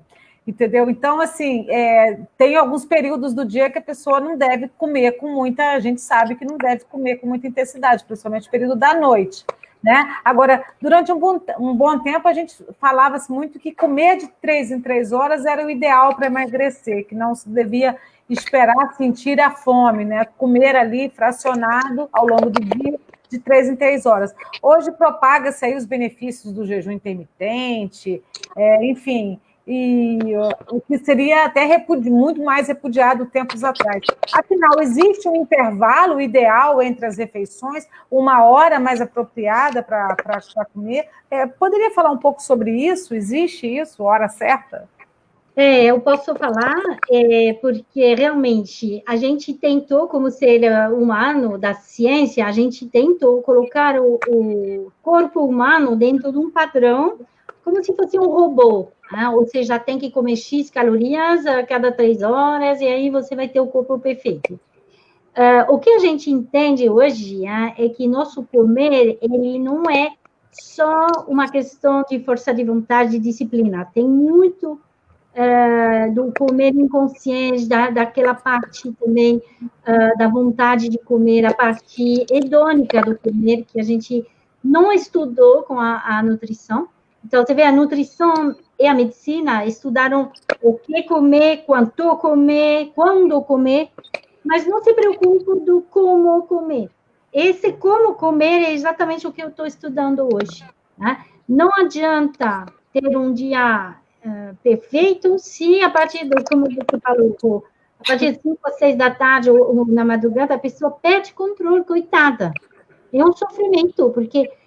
não é uma coisa planejada, nem de força de vontade dela, nem de disciplina. A pessoa, ela fica meio que refém do comportamento compensatório, né? Então, entender que a melhor coisa de se fazer é justamente parar de terceirizar sua fome a regras que outra pessoa vai colocar em você, né? Ou seja, não fazer dieta restritiva, mas também não colocar relógio para comer, porque eu não recomendo, antes de comer de 3 em 3 horas, pensa, se você faz um café da manhã reportado, você não vai ter fome 3 horas depois. E se você se forçar a comer, o que vai acontecer?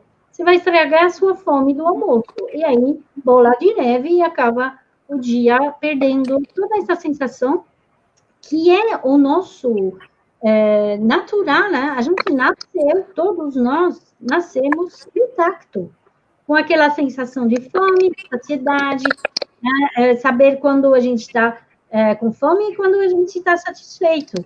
Só que quando a gente segue regras externas a nosso corpo, a gente perde essa intuição, essa consciência.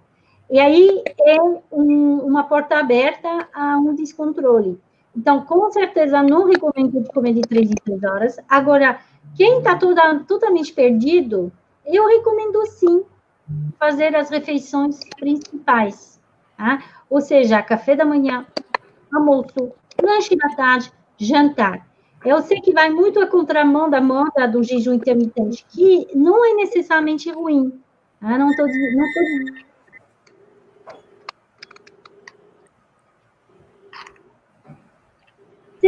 em situações que são extremamente controladas, né? Não dentro de situações de vida normal, ou seja, a pessoa tem que trabalhar, dirigir, cuidar dos filhos, cuidar do trabalho, ter muita exigência do patrão e também de comer. Então, fazer um controle da fome nessa situação é um pouquinho de risco de tiro no pé. Eu sou especializada em transtorno da compulsão alimentar e tratamento da compulsão alimentar. Eu posso dizer para você, a maioria dos casos que eu atendo hoje, recentemente, porque antes era outro tipo de dieta, agora é do low carb e do jejum intermitente. São duas dietas extremamente controladas, né, que podem dar certo em alguns casos, não estou dizendo, mas a maioria das pessoas começam nesse controle e acabam descontando e tendo risco de compulsão alimentar, tá? Então, com certeza, eu não recomendo de comer de maneira extremamente rígida, seguindo o dieta ou relógio. Porque tem aquele negócio da pirâmide, né? Você com o café da manhã tem que ser bastante, falava-se muito isso, né? Tem que ser bastante robusto, né? E ao longo do dia, a alimentação até o final do dia ser menor, mais reduzida. Então, e muita gente não sente fome de manhã, doutora. Essa é a questão, né? Então, sabe, se você vem no meu consultório, não vou ter o mesmo discurso se você está em paz com a comida. Por exemplo, você vem no meu consultório e você me fala, eu estou bem, não tenho problema de peso, e quero conversar sobre comer melhor. Eu tenho pacientes assim que querem melhorar a alimentação, não tem problema de peso, não tem esse descontrole na comida. Se esse paciente me fala, doutora Sofia, eu não tomo café da manhã, eu vou deixar tranquilo, porque ele está bem. Eu não mexo em alguém que está bem, entende? Agora, uma pessoa me fala, não sei mais, doutora Sofia, quando eu estou com fome, estou perdida, parece que eu estou sem fome durante o dia, mas à noite eu desconto tudo na comida, aí sim, a gente reorganiza, e o caminho, vamos dizer, mais bom senso que tem é comer regularmente. Né? Então, voltar a respeitar essa fome física que foi muito desrespeitada. Então, em alguns casos, sim, eu aconselho fazer o café da manhã, o almoço, um lanche da tarde, para cuidar da fome física. E aí a pessoa fica, geralmente, mais tranquila nesse período do final do dia, que é mais o momento do descontrole. Certo. Então, agora eu queria perguntar aqui para a doutora Vanessa, com relação ao dezembro laranja, né? A gente, estou aqui, deixa só eu achar aqui a perguntinha que a gente separou aqui para ela, que é o seguinte, bom, A gente está, eu esqueci qual é essa edição aí da campanha Dezembro Laranja, né, que é realizada pela Sociedade Brasileira de Dermatologia para conscientização e prevenção do câncer de pele. Dessa vez o foco é o público infantil. Até no início da live você já deu a dica por quê. Eu queria que você falasse um pouco mais a respeito dessa ação e por que escolher as crianças dessa vez, né? E, assim, falasse um pouquinho também sobre o que fazer para evitar o câncer de pele, diagnosticar precocemente. Parece que se diagnosticar precocemente já tem até 90% de chance de cura, né, doutora? Super, eu vou explicar direitinho. Então, se não me engano, é a 7ª edição do Dezembro Laranja, que a Sociedade Brasileira de Dermatologia faz. Desculpa, um minuto. E, na verdade, a Sociedade Brasileira de Dermatologia, desde 99, ela faz campanhas de orientação e prevenção ao câncer de pele em dezembro. Só que, se eu não me engano, há 7 anos ela começou com o Dezembro Laranja em si, tá? Que é uma campanha que todos os anos começa em dezembro e a gente faz atendimentos presenciais em todos os serviços da Sociedade Brasileira, credenciados da Sociedade Brasileira de Dermatologia.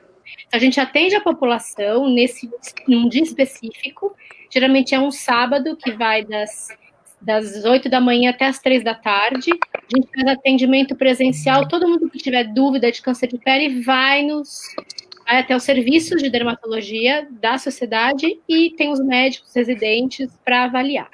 Esse ano, infelizmente, a gente não pôde fazer por causa da pandemia, então a gente está fazendo essas ações mais online mesmo, com foco mesmo no online. E criança, por que criança? 80% da radiação que a gente recebe durante toda a vida é entre infância e adolescência. Depois a gente não recebe mais tanto. Só que essa radiação é a principal responsável pela formação do câncer de pele no futuro, pelo dano cumulativo. Se a gente começa orientando as crianças, desde a primeira infância, da importância da proteção ao sol, da prevenção e do uso do fotoprotetor, a gente no futuro vai diminuir muito a chance da pessoa ter câncer de pele, a incidência. Para você ter uma ideia, o câncer de pele é o câncer mais incidente no Brasil. 190 mil novos casos por ano de câncer de pele. É muita coisa, é mais do que mama, pulmão, é mais do que todos os cânceres. Muita gente não leva a sério o câncer de pele, mas tem muitos casos que são muito graves, né, doutora? É um câncerzinho.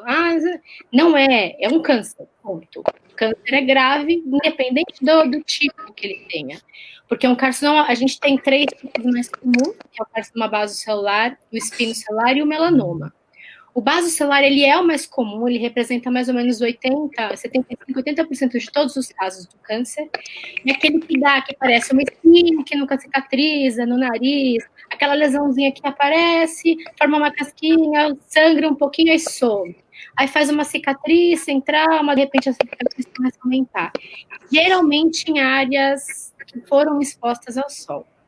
Esse tipo de câncer dificilmente ele dá metástase, dificilmente ele vai para o corpo, é muito raro.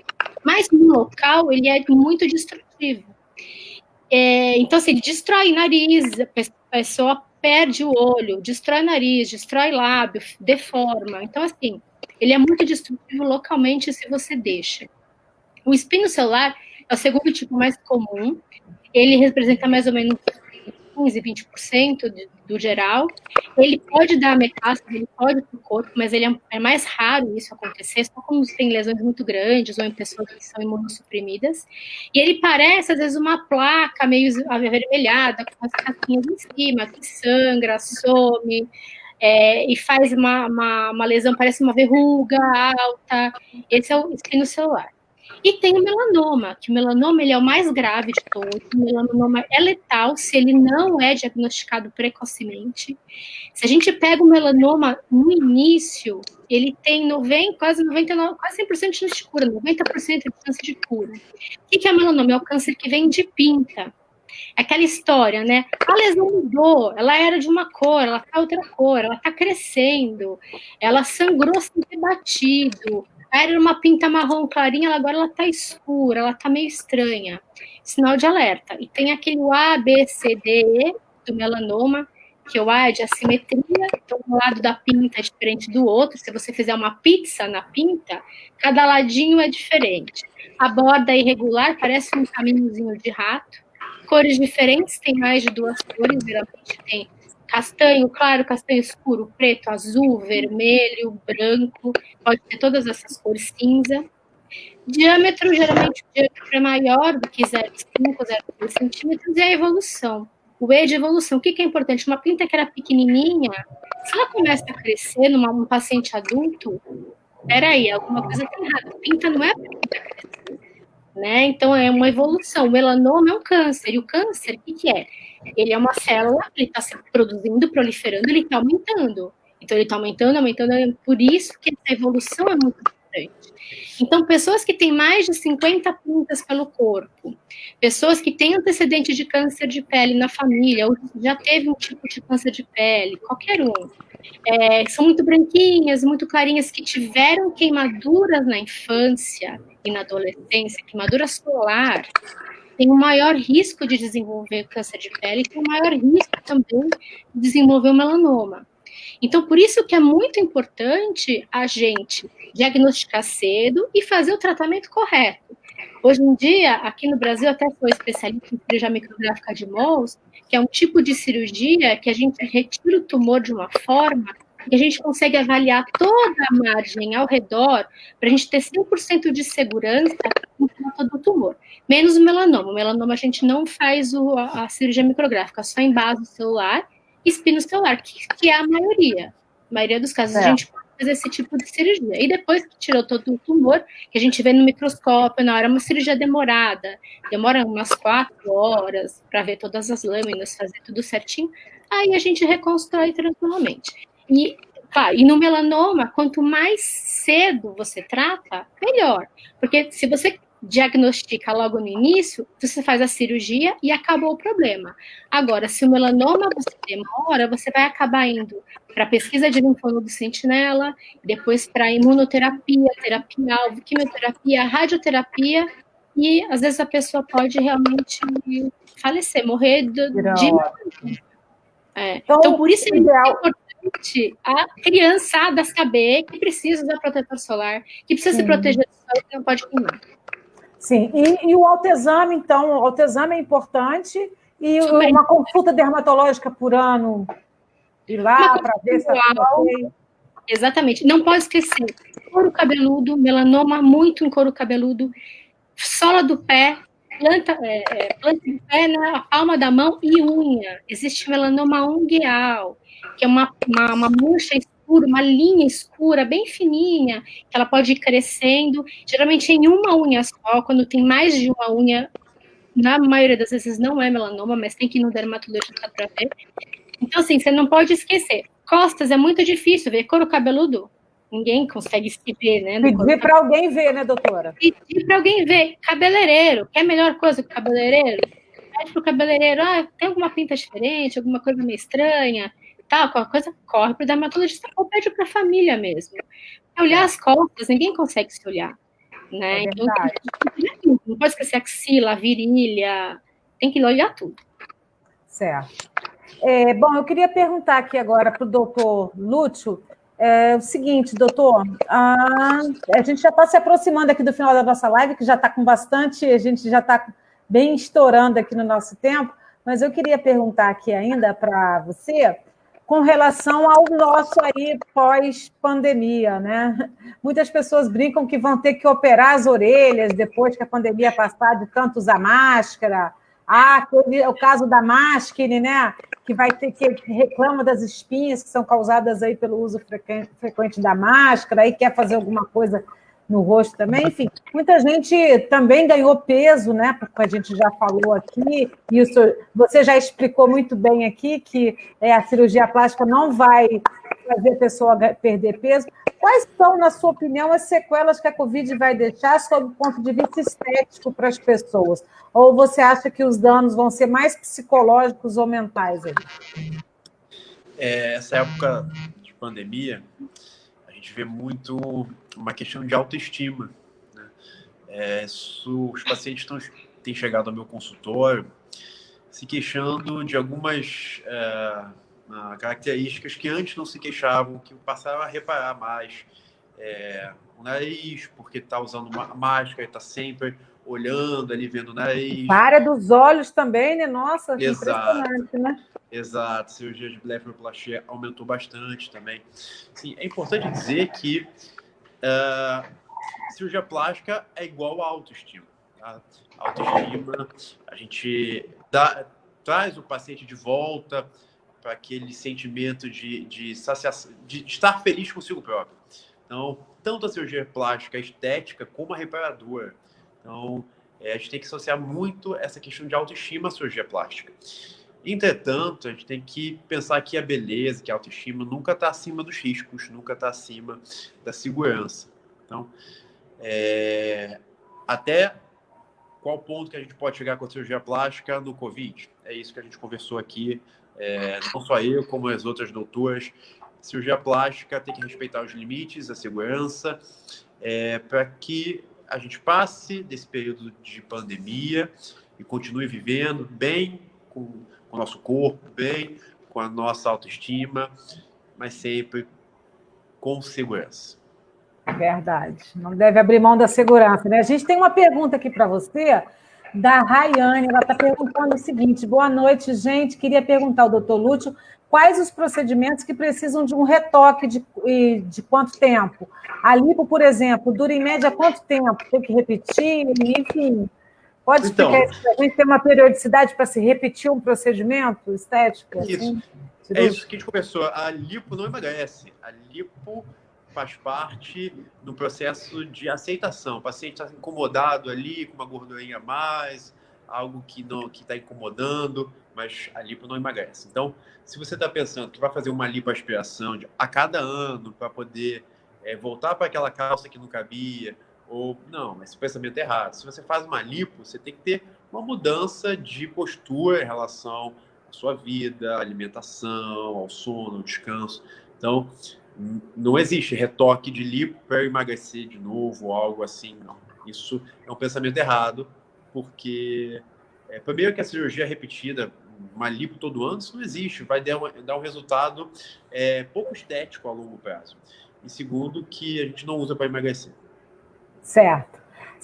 Agora eu quero perguntar aqui para a doutora Sofia, com relação aos adolescentes, doutora. Os adolescentes são um público aí muito especial nessa pandemia, eles sofreram bastante, né, com o confinamento, e a gente sabe, inclusive, de casos de adolescentes aí que passaram até a desenvolver algumas questões aí, né, a ansiedade, depressão, passaram a comer mais, passaram a ter até a questão da compulsão alimentar, enfim. Só que diferentemente das crianças, porque as crianças você ensina, você mostra, olha, você passa a usar mais um alimento, você tira o alimento, é mais fácil de você controlar. E com adolescente, doutora, quais são as dicas que você passaria? Primeiro, eu queria dizer para quem tem esse caso em casa, entender que se tiver compulsão alimentar, não é uma questão de controlar a comida, né?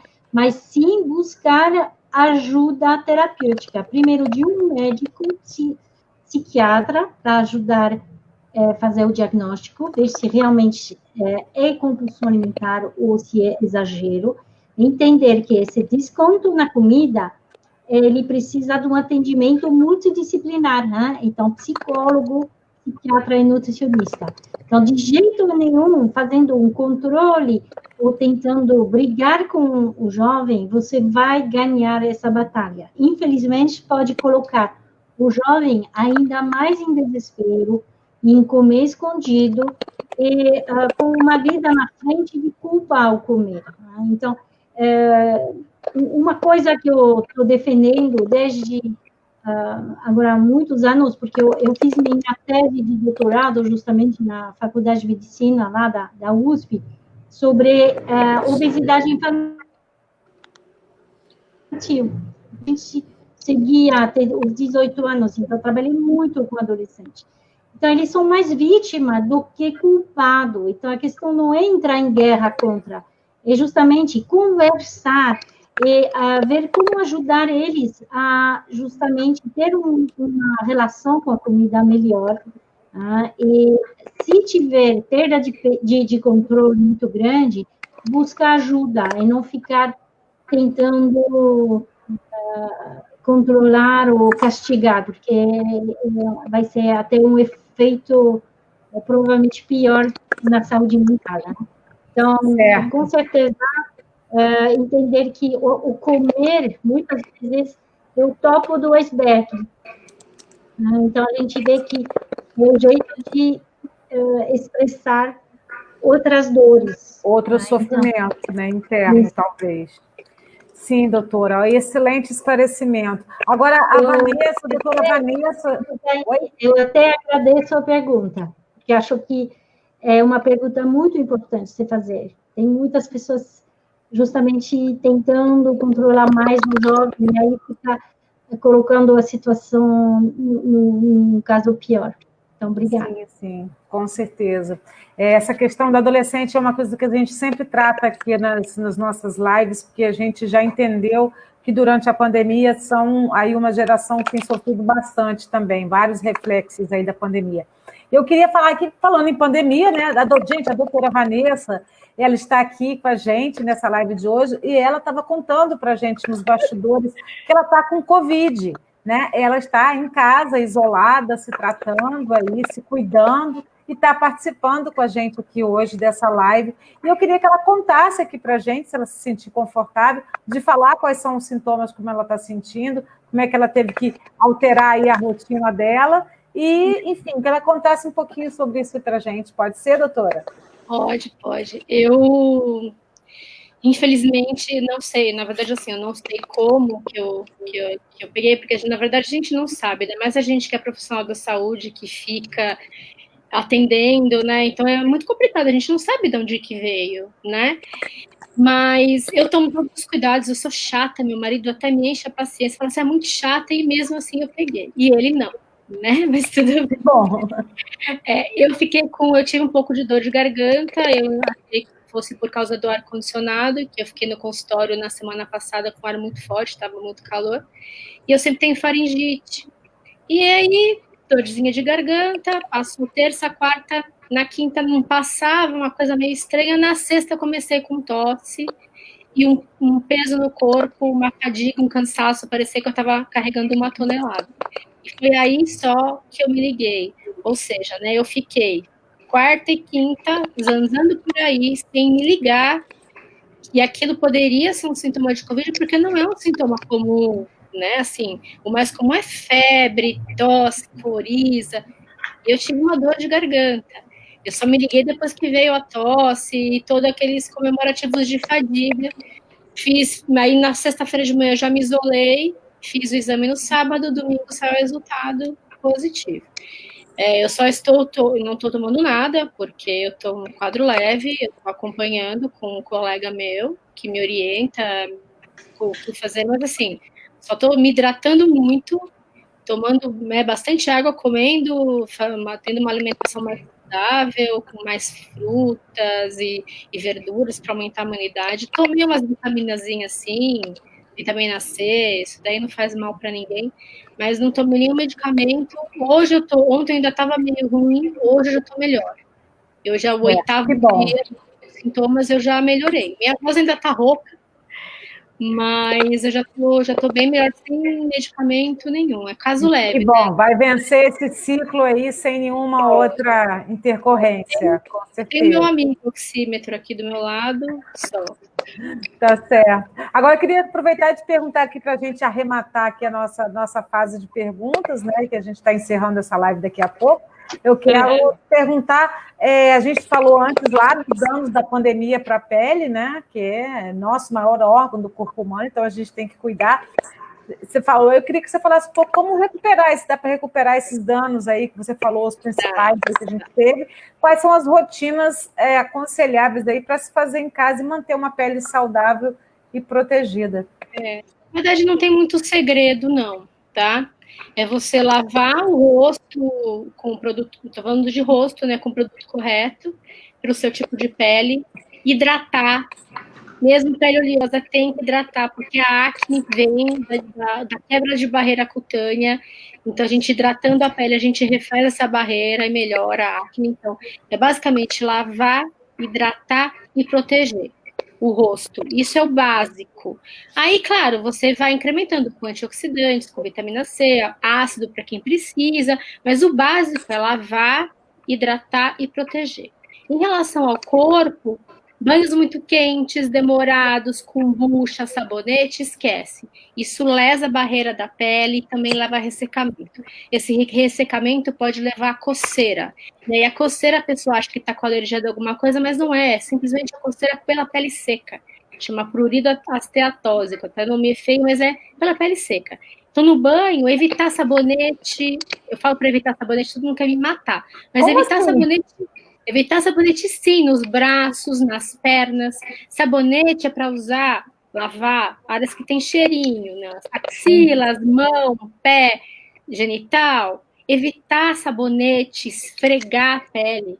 A água por si só ela já resseca. A pele da nossa perna, do nosso braço, já é mais seca do que a do rosto, por exemplo. Se ela já é mais seca, você já vai na água, já resseca, você ainda esfrega, danou, você lesa a barreira e aí começam as patologias. Aí pode ter infecção, micose.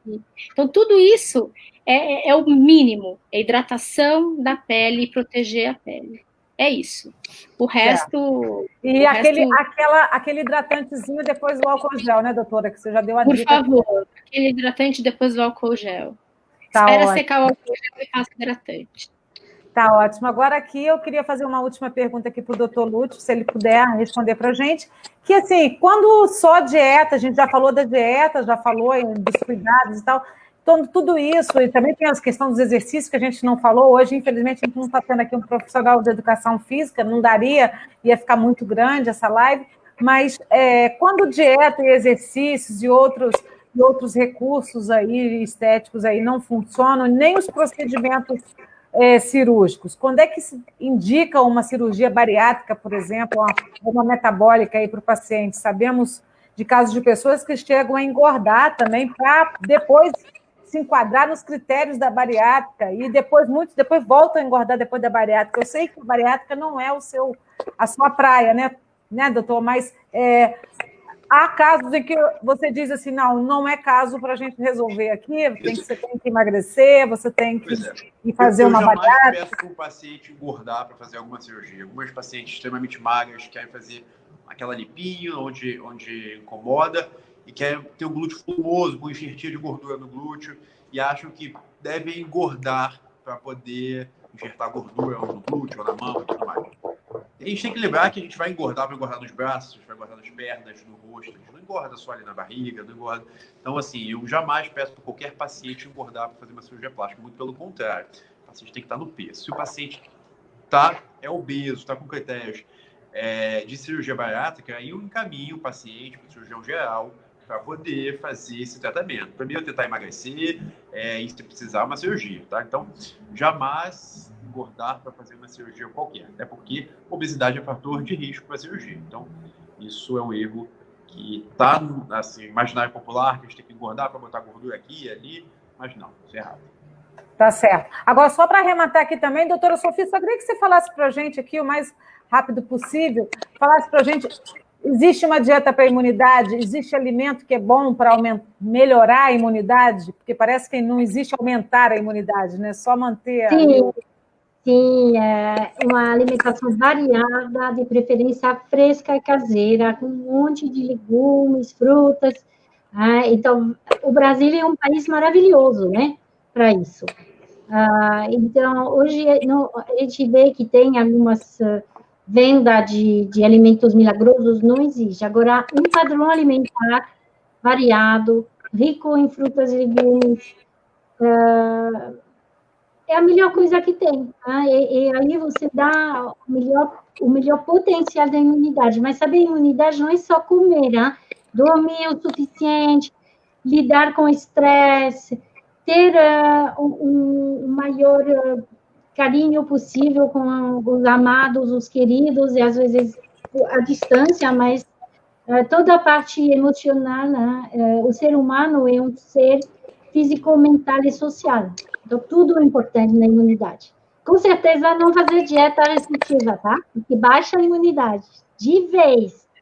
Olha, isso é muito importante, a esse imunidade... alerta, hein, doutora?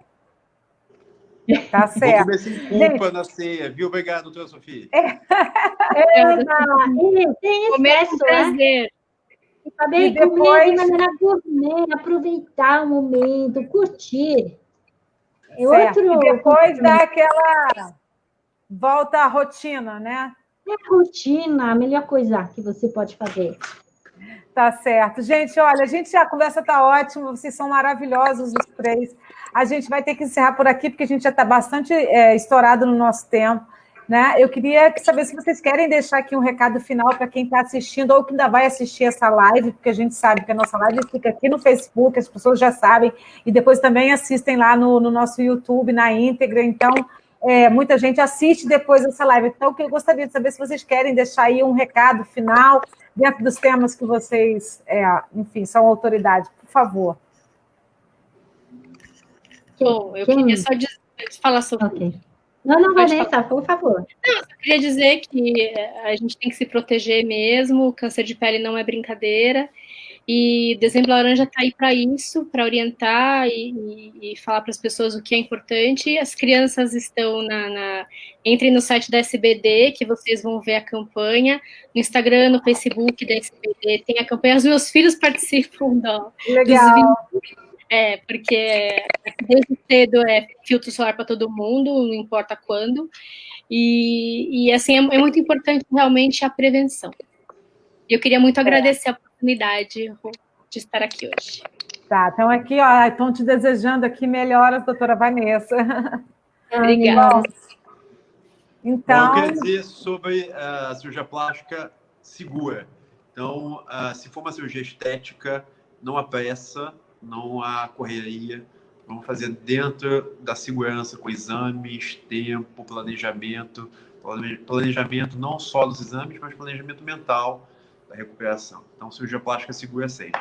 Tá bom? Feliz Natal para todo mundo. E se tiver com Covid, dá um tempo, né, doutor? Exato. Vamos esperar. Ou se tiver mais de um fator de risco, dá uma segurada. Certo. Doutora Sofia, seu recado? Eu queria finalizar, primeiro desejar melhoras para a doutora Vanessa. Obrigada. Estamos com você. Agradecer o convite, foi um prazer conhecer o doutor Lucho e vocês todos. Então, eu queria dizer assim, a resolução do ano novo, geralmente, é o mais clássico, emagrecer. Então, eu quero dizer... Exatamente. Isso está na lista de resolução de ano novo, é emagrecer, doutor. Exatamente. Corrigir aqueles probleminhas assim, na pele, no corpo. Eu até fiz um post, em 2000 emagrecer 5 quilos, em 2001, 7 quilos, em 2002, 6, porque ao longo de tentar emagrecer, só engorda. Então, 2020, agora é emagrecer 15 quilos. Então, eu queria deixar só essa dica. Por que não mudar essa resolução para uma resolução, vamos dizer, mais gentil com você, fazer as pazes com a comida, se autorizar a comer, parar de fazer dieta, cuidar de você, cuidar do seu corpo como se fosse seu melhor amigo e não inimigo. Tá? Então, isso é a melhor dica de saúde de 2021. Tá? Estamos juntos com o nosso corpo para se defender contra o Covid, a Covid e a doença, fazendo o nosso melhor, como a doutora Vanessa falou, às vezes pega, a gente não sabe como, mas pelo menos ter uma boa imunidade para poder se defender com mais saúde. Então, saúde a todos. E bom apetite. Bom apetite. Olha, aqui eu quero também agradecer vocês, principalmente, porque aceitaram esse convite de estar aqui com a gente hoje. Quero agradecer também aos que acompanharam aqui a nossa live. A Viviane falou, opa, cheguei aqui tarde, mas chegou. Enfim, aqui a Ellen está agradecendo. Obrigada, Ellen, parabéns, Rosane, por mais essa maravilhosa live. O Kleber também está comentando aqui, parabéns à avaliação, sempre oportuno e enriquecedor. E o Davi também comentando, excelentes as informações. Gente, muito obrigada. E olha, se vocês quiserem mais informações, a gente vai ter, não tem no nosso site, tem informações, a gente vai ter artigo do doutor Lúcio, a gente vai ter artigo da doutora Sofia, artigo da doutora Vanessa aí, mais informações sobre dezembro laranja, sobre cirurgia plástica, sobre ceia saudável, sobre verão, sobre, enfim, tudo isso que a gente falou um pouco hoje aqui na live, a gente está ao longo do mês e vai fazer isso também durante o verão, falando desses assuntos também, porque a gente não fala só das coisas negativas, né? Sobre saúde, a gente fala em orientação, em prevenção, em promoção da saúde, e cuidar de si, principalmente cuidar de si e também ajudar a cuidar dos outros. Quando a gente usa máscara, quando a gente evita aglomeração, a gente também está cuidando dos outros, né? Então, quero deixar um recado aqui. Muito obrigada a todos que acompanharam e que ainda vão acompanhar essa live. Muito obrigada a todos. Até o próximo Papo de Pandemia. Obrigado. Tchau, tchau. Tchau. Obrigada.